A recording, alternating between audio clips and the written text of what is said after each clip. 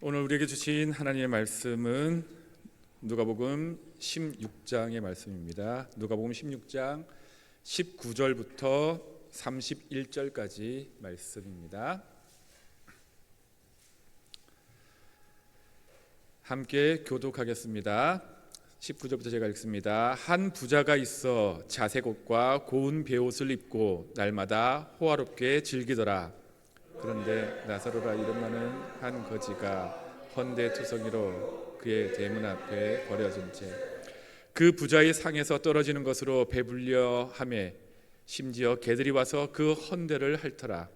이에 그 거지가 죽어 천사들에게 받들려 아브라함의 품에 들어가고 부자도 죽어 장사되니 그가 음부에서 고통 중에 눈을 들어 멀리 아브라함과 그의 품에 있는 나사로를 보고 불러 이르되 아버지 아브라함이여 나를 긍휼히 여기사 나사로를 보내어 그 손가락 끝에 물을 찍어 내 혀를 서늘하게 하소서. 내가 이 불꽃 가운데에서 괴로워하나이다. 아브라함이 이르되 예 너는 살았을 때 좋은 것을 받았고 나사로는 고난을 받았으니 이것을 기억하라.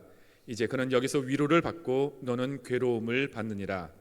그뿐 아니라 너희와 우리 사이에 큰 구렁텅이가 놓여 있어 여기서 너희를 건너가고자 하되 갈 수 없고 거기서 우리에게 건너올 수도 없게 하느니라. 이르되 그러면 아버지여 구하노니 나사로를 내 아버지 집에 보내소서. 내 형제 다섯이 있으니 그들에게 증언하게 하여 그들로 이 고통받는 곳에 오지 않게 하소서. 아브라함이 이르되 그들에게 모세와 선지자들이 있으니 그들에게 들을지니라. 이르되 그렇지 아니하이다. 아버지 아브라함이여 만일 죽은 자에게서 그들에게 가는 자가 있으면 같이 읽습니다. 이르되 모세와 선지자들에게 듣지 아니하면 비록 죽은 자 가운데서 살아난 자가 있을지라도 고난을 받지 아니하라 하였다 하시니라. 아멘. 찬송을 하다가 예수의 사랑에 너무 목이 메었나 봅니다. 누가복음 16장에는 큰 예화가 두 편이 나옵니다. 그리고 좀 어려운 이야기입니다. 특별히 앞에 있는 불의한 청지기에 관한 이야기는 몇 번을 읽어봐도 사실 왜, 무엇 때문에 이 청지기가 이렇게 칭찬을 받을까 하는 의문이 들기도 합니다. 1절부터 9절까지 이 불의한 청지기가 이어진 다음에 두 번째 이야기는 오늘 우리가 살펴볼 나사로의 이야기입니다. 그리고 이 두 이야기 사이에는 돈을 사랑하는 바리새인에 관한 이야기가 배치되어 있습니다.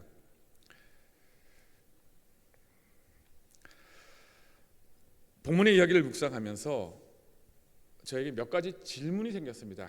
그리고 오늘 설교는 이 질문을 해결하며 함께 이야기를 이어가 보려고 합니다. 첫 번째 질문은 아주 쉽습니다. 오늘 예수님께서 하신 이야기의 주인공은 누구인가 하는 것입니다. 오늘 설교 제목이 뭐죠? 부자와 거지 나사로 이야기죠. 그러면 자, 폭은 두 사람으로 좁혀졌습니다. 부자와 거지 나사로. 둘 중에 누가 이야기의 주인공입니까? 한 사람만 고르십시오. 네. 보통 주인공은 드라마나 영화에서 가장 많이 나오는 사람입니다. 오늘 우리가 읽은 성경 본문에 누가 가장 얘기가 많이 나왔습니까? 그러면 주인공이 누굴까요? 부자입니다. 놀랍게도 우리는 나사로라 생각했는데 오늘 이야기의 주인공은 부자입니다. 본문의 이야기는 부자로 시작해서 부자로 끝이 납니다. 19절입니다. 한 부자가 있어 자색 옷과 고운 베옷을 입고 날마다 호화롭게 즐기더라. 주인공은 부자입니다. 그런데 이 부자가 누구인지를 유추하는 것은 어렵지 않습니다. 왜냐하면 누가복음 15장과 16장에 계속해서 예화가 나오고 있는데 이 예화들의 대상이 바로 바리새인들이기 때문입니다. 15장의 말씀입니다. 15장 1절과 2절의 말씀 제가 읽어드리겠습니다. 모든 세리와 죄인들이 말씀을 들으러 가까이 나아오니 바리새인과 서기관들이 수군거려 이르되 이 사람이 죄인을 영접하고 음식을 같이 먹는다 하더라. 세리와 죄인들이 예수님의 말씀을 들으려고 몰려오니 바리새인과 서기관들이 이것을 두고 수군거리기 시작합니다. 예수님께서 세리와 죄인들과 친하다는 것은 이미 널리 알려진 사실이었습니다. 바리새인과 서기관들에게서 이 사실은 굉장히 불편한 상황이었습니다. 몹시나 못마땅했습니다. 왜냐하면 그들은 율법을 수호하고 율법의 대가라고 자신하는 자기들과는 다르게 율법을 어기면서 살아가고 있는 죄인이거나 혹은 아브라함의 자손이 이 유대 백성들을 위해서 사는 것이 아니라 그들을 지금 압제하고 있는 로마를 위해서 세금을 거두어 다니고 있는, 그러니까 로마의 앞잡이로 살고 있는 이 세리들, 이들을 용납할 수 없었기 때문입니다. 그래서 누가복음 5장에서는 이렇게 예수님께 항의를 합니다. 30절에 보니까 어찌하여 당신은 세리와 죄인과 함께 먹고 마시느냐라고 5장에서 예수님을 힐난합니다. 그러자 예수님께서 31절과 32절에 이렇게 대답하십니다. 예수께서 대답하여 이르시되 건강한 자에게는 의사가 쓸데없고 병든 자에게라 쓸데있나니 내가 의인을 부르러 온 것이 아니요 죄인을 불러 회개시키러 왔노라. 예수님의 목적은 확실합니다. 잃어버린 양을 찾아서 죄인을 회개시켜서 하나님 나라의 백성이 되게 하는 것, 모든 민족과 모든 백성이 구원받게 하는 것, 이것이 유일한 목적이기 때문입니다. 하지만 바리새인과 서기관들은 달랐습니다. 그들에게 인생의 유일한 목적은 율법을 지키고 율법대로 살아가는 것입니다. 그러나 그것은 그저 명목에 지나지 않습니다. 바리새인 대부분들은 부와 명예를 탐하는 사람들이었습니다. 그리고 부와 명예를 위해서 율법을 교묘하게 이용했습니다. 오늘 16장 14절의 말씀 제가 읽어드리겠습니다. 바리새인들은 돈을 좋아하는 자들이라 이 모든 것을 듣고 비웃거늘. 비슷한 말씀이 마태복음 23장에 나옵니다. 제가 23장의 말씀을 읽어드릴게요. 13절입니다. 화 있을진저 외식하는 서기관들과 바리새인들이여 너희는 천국문을 사람들 앞에서 닫고 너희도 들어가지 않고 들어가려 하는 자도 들어가지 못하게 하는도다. 15절입니다. 화 있을진저 외식하는 서기관들과 바리새인들이여 너희는 교인 한 사람을 얻기 위하여 바다와 육지를 두루 다니다가 생기면 너희보다 배나 더 지옥 자식이 되게 하는도다. 23절입니다. 화 있을진저 외식하는 서기관들과 바리새인들이여 너희가 박하와 회향과 근처의 11조는 들이되 율법에 더 중한 바 정의와 긍휼과 믿음은 버렸도다. 그러나 이것도 행하고 저것도 버리지 말아야 할지니라.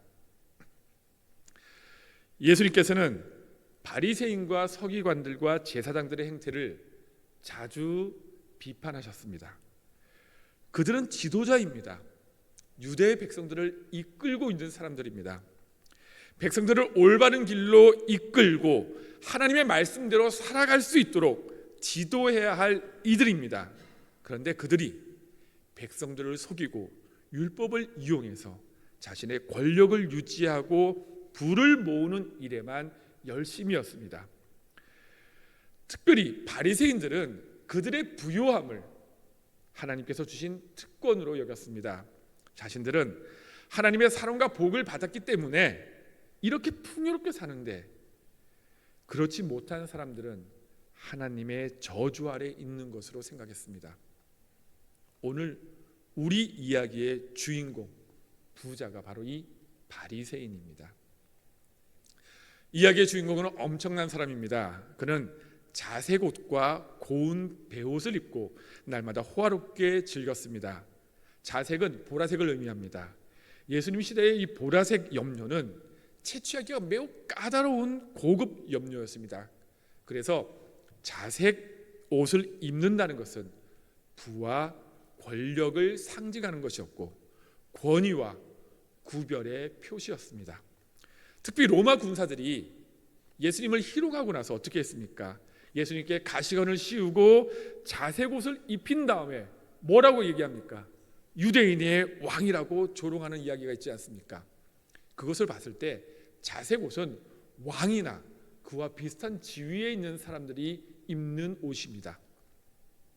그러니 이 부자가 얼마나 대단한 사람이었겠습니까? 또 다른 옷, 고운 베옷은요, 너무나 부드럽게 짠 옷입니다.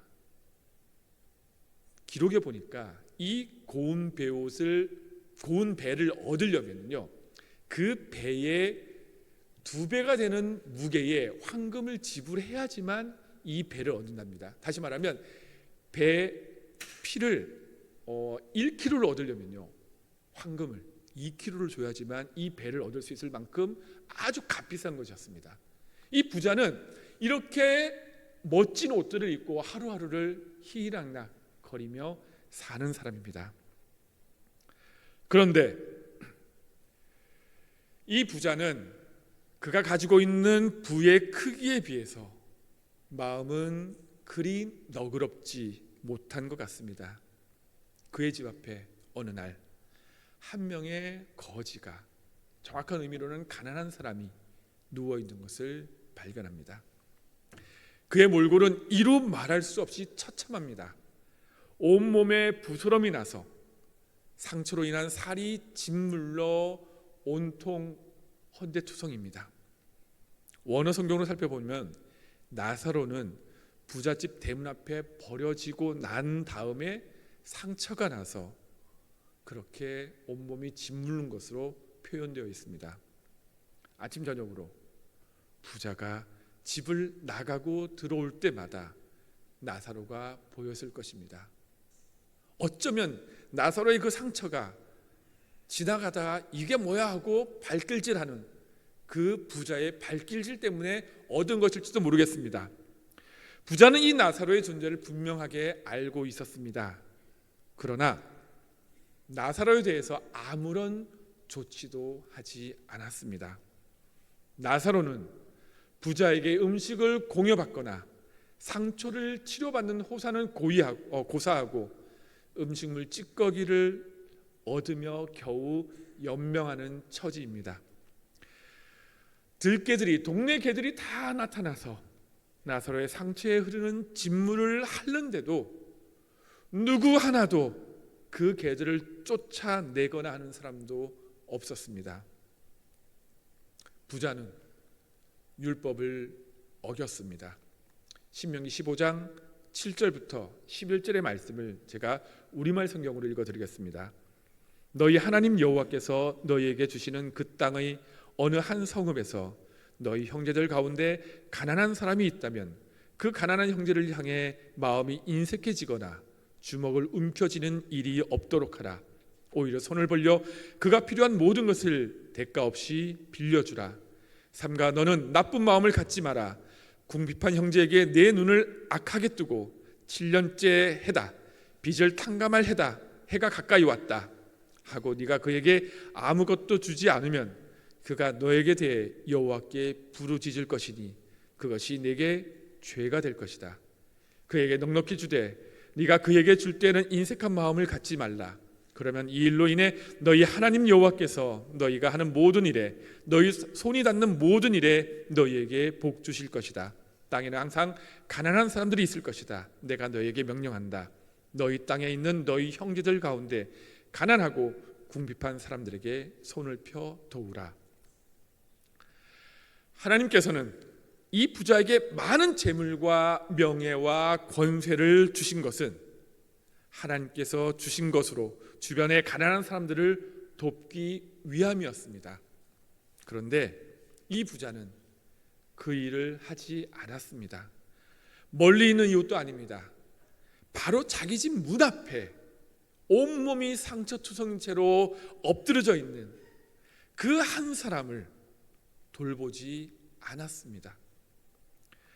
네가 그에게 아무것도 주지 않으면 그가 너에 대해 여호와께 부르짖을 것이다 라는 하나님의 경고를 못 들은 척했습니다. 바리새인이 말입니다. 묵상하며 얻은 두 번째 질문은 왜 이 비유에 나사로라는 이름만이 등장하는가입니다. 공관복음에 기록되어 있는 한 40개 가까이 되는 비유 중에 오늘 우리가 읽은 본문에만 유일하게 이름이 등장합니다. 왜 예수님께서는 주인공인 부자도 아닌 조연도 아니라 오히려 단막극의 단역에 불과한 잠깐 이름만 나오는 이 나사로의 이름을 당신의 예화 속에 언급하신 것일까요? 나사로란 이름은 헬라어입니다. 이 말의 히브리어는 엘레아자르 혹은 엘르아살이라고 하는데 하나님께서 도우신다라는 뜻이 있습니다. 아브라함이 충실한 종이었던 엘리에셀과 같은 이름입니다. 나사로는 태어날 때부터 하나님의 도우심이 없이는 살 수 없는 존재였습니다. 그는 상처투성이로 부자의 대문 앞에 버려졌습니다. 무슨 이유인지 모르겠지만 그는 그렇게 그곳에서 죽을 때까지 머물러 있었습니다. 하지만 나사로는 욥처럼 자신에게 닥친 이 불행에 대해서 한마디 불평도 하지 않습니다. 그저 그의 이름대로 하나님께 은혜를 구할 뿐입니다. 그런데 이 거지 나사로의 이름을 예수님께서 기억하셨습니다. 왜 그러셨을까요? 누가복음 7장에 세례 요한이 그의 제자를 보내어 예수님께 질문하는 장면이 나옵니다. 오실 그이가 당신이 오니까 우리가 다른 사람을 기다리오리까 하는 이 질문에 예수님께서 이렇게 대답하십니다. 7장 22절입니다. 예수께서 대답하여 이르시되 너희가 가서 보고 들은 것을 요한에게 알리되 맹인이 보며 못 걷는 사람이 걸으며 나병 환자가 깨끗함을 받으며 귀먹은 사람이 들으며 죽은 자가 살아나며 가난한 자에게 복음이 전파된다 하라.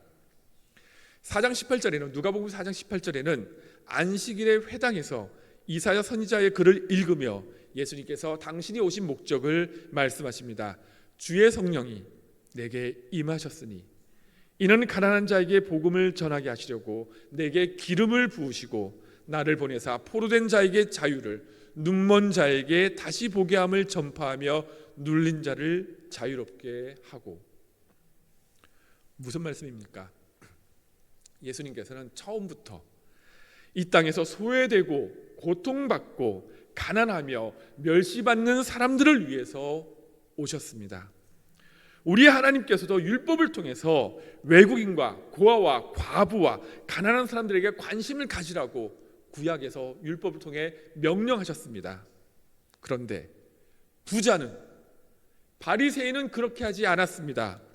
사람이 하지 않으니 하나님께서 직접 그들을 구원하시는 것입니다.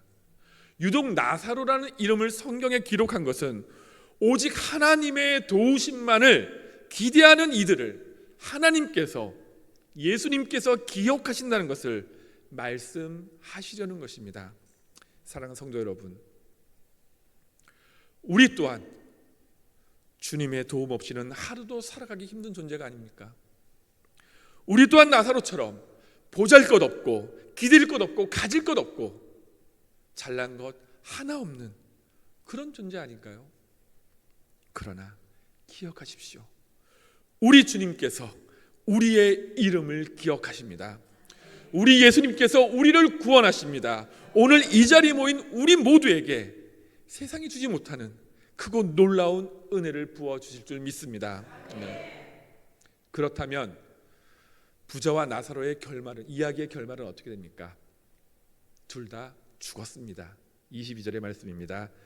이에 그 거지가 죽어 천사들에게 받들려 아브라함의 품에 들어가고 부자도 죽어 장사되매. 거지도 죽고 부자도 죽었습니다. 그런데 두 죽음에 차이가 있습니다.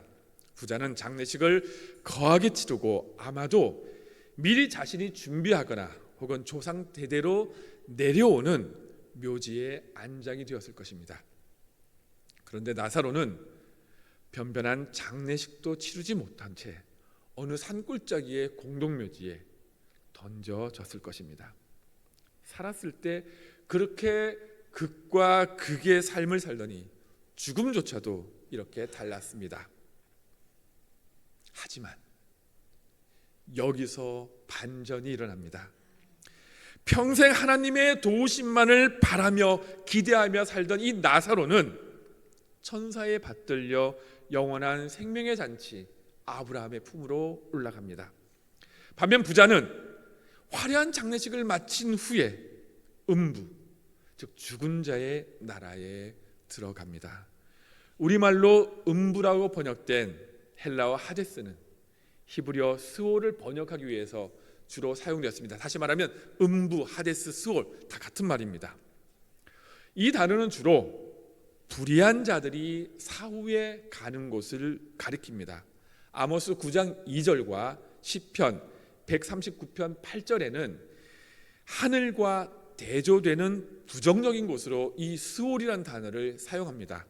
그러므로 나사로가 간 곳은 하늘, 곧 천국이고 부자가 간 곳은 지옥이라고 할 수 있습니다. 제가 이 비유를 묵상하면서 들었던 세 번째 질문은 바로 여기였습니다.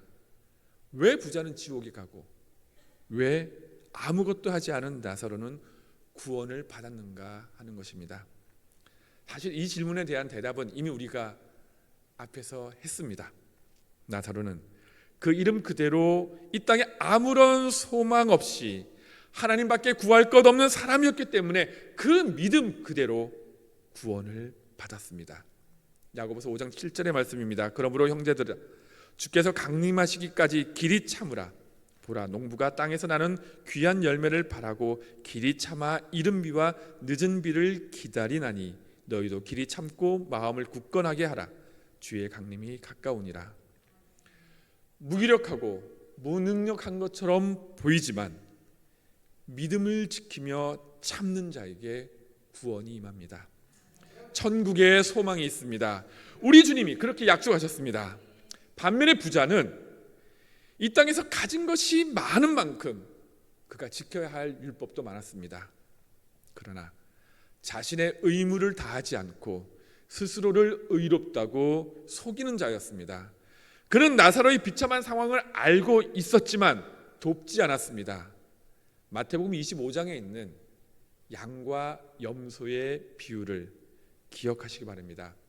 25장 41절부터 제가 읽어드리겠습니다.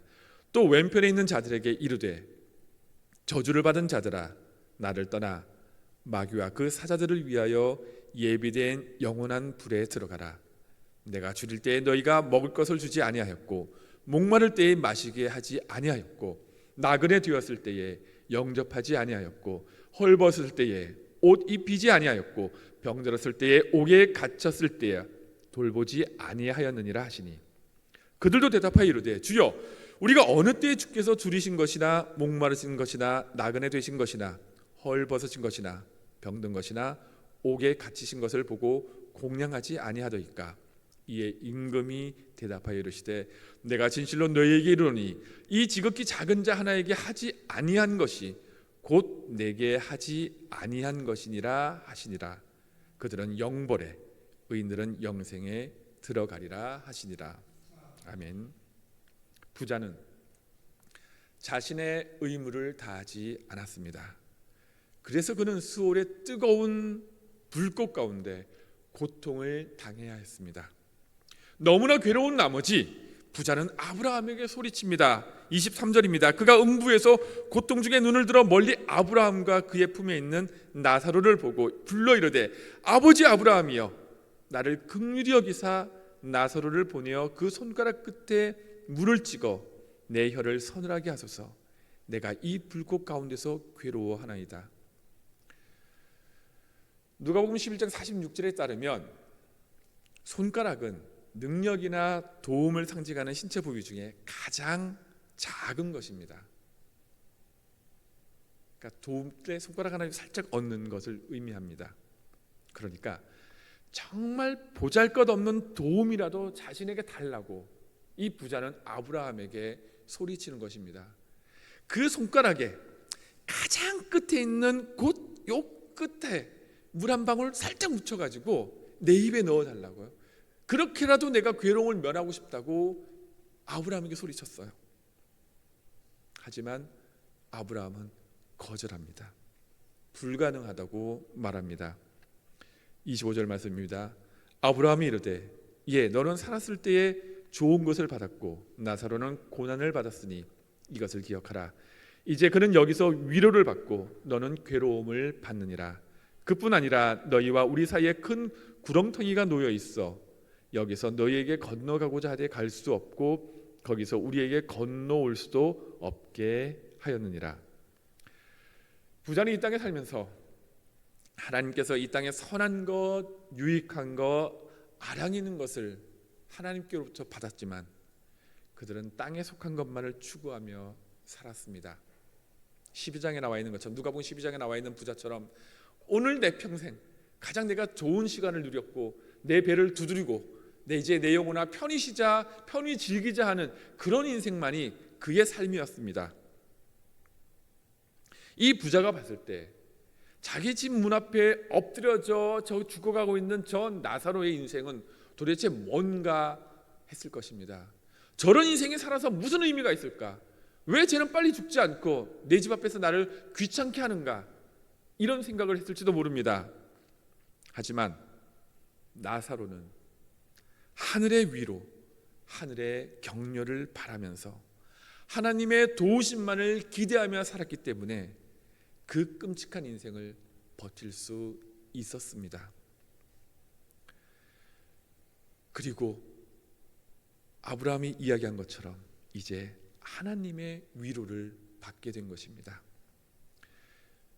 아브라함의 거절에 부자는 또 다른 요청을 합니다. 27절입니다. 이르되 그러면 아버지여 구하노니 나사로를 내 아버지의 집에 보내소서.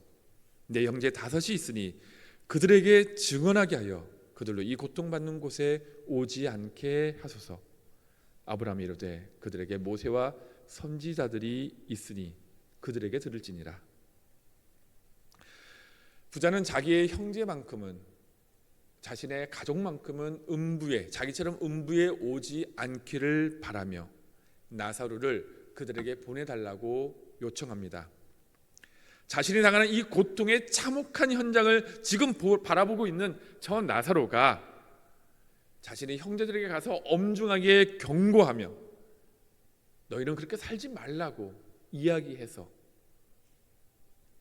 이곳 스올로 오지 않도록 해달라고 요청하는 것입니다.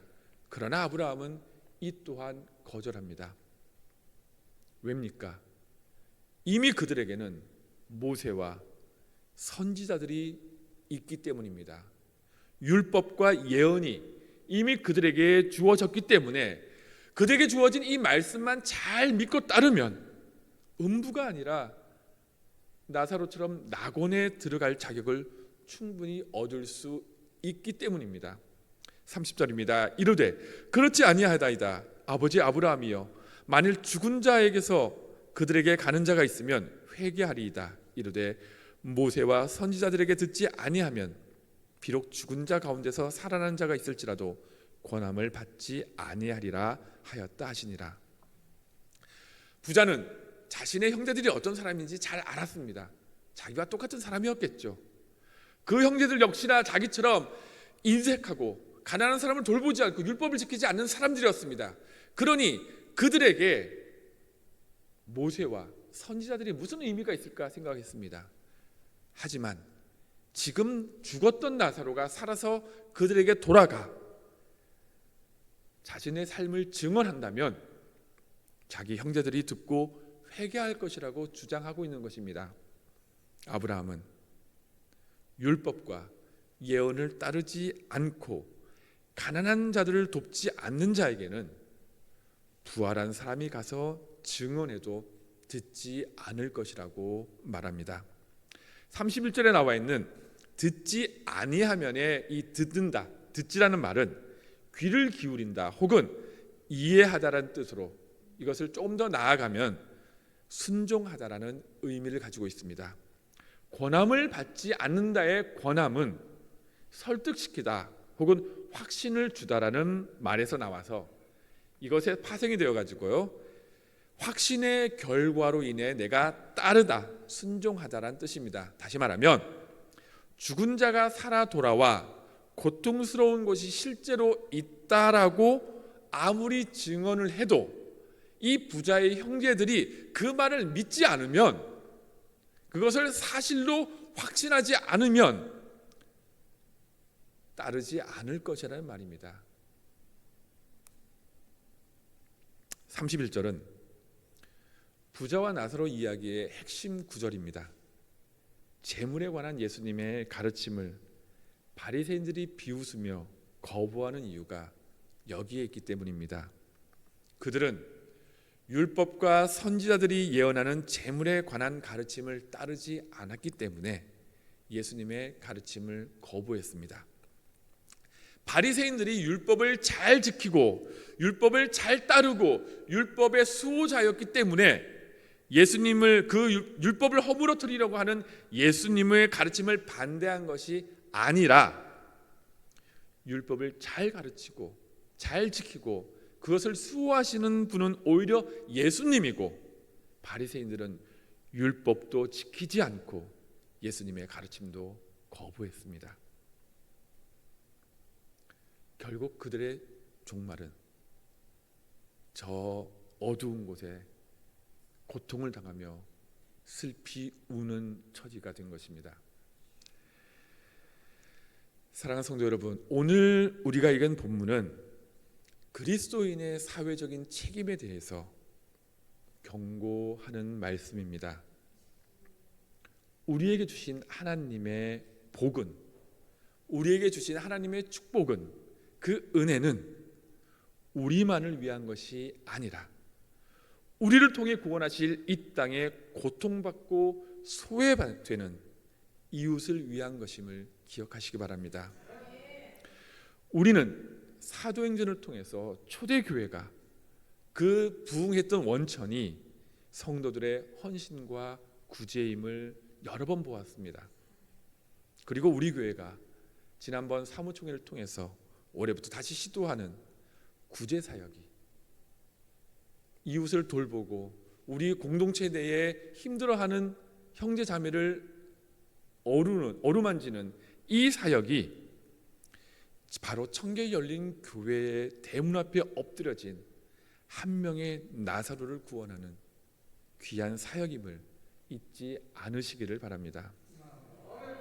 더불어서 우리의 소망이 천국에 있음을 잊지 않아야 합니다. 참고 견디는 자에게 구원이 있습니다. 경제가 점점 어렵습니다. 환율이 오르고 물가가 상승하고 전쟁으로 온 세상이 뒤숭숭합니다. 당장 내일 어떤 일이 일어날지 알지 못하는 시대가 되어버렸습니다. 이럴 때 우리 앞에 놓여있는 사라질 것에 기대하지 말고 영원한 하나님을 기억하며 참으시기를 바랍니다. 마가복음 13장의 말씀을 제가 읽어드리며 설교를 마치려고 합니다. 13장 4절부터 제가 읽어드리겠습니다. 예수님께서 대답하여 이르시되 너희가 사람의 미혹을 받지 않도록 주의하라. 많은 사람이 내 이름으로 와서 이르되 나는 그리스도라 하여 많은 사람을 미혹하리라. 난리와 난리 소문을 듣겠으나 너희는 삼가 두려워하지 말라. 이런 일이 있어야 하되 아직 끝은 아니니라. 민족이 민족을, 나라가 나라를 대적하여 일어나겠고 곳곳에 기근과 지진이 있으리니 이 모든 것은 재난의 시작이니라. 그때에 사람들이 너희를 환난에 넘겨주겠으며 너희를 죽이리니 너희가 내 이름 때문에 모든 민족에게 미움을 받으리라. 그때에 많은 사람이 실족하게 되어 서로 잡아주고 서로 미워하겠으며 거짓 선지자가 많이 일어나 많은 사람을 미혹하겠으며 불법이 성함으로 많은 사람의 사랑이 식어지리라. 그러나 끝까지 견디는 자는 구원을 얻으리라.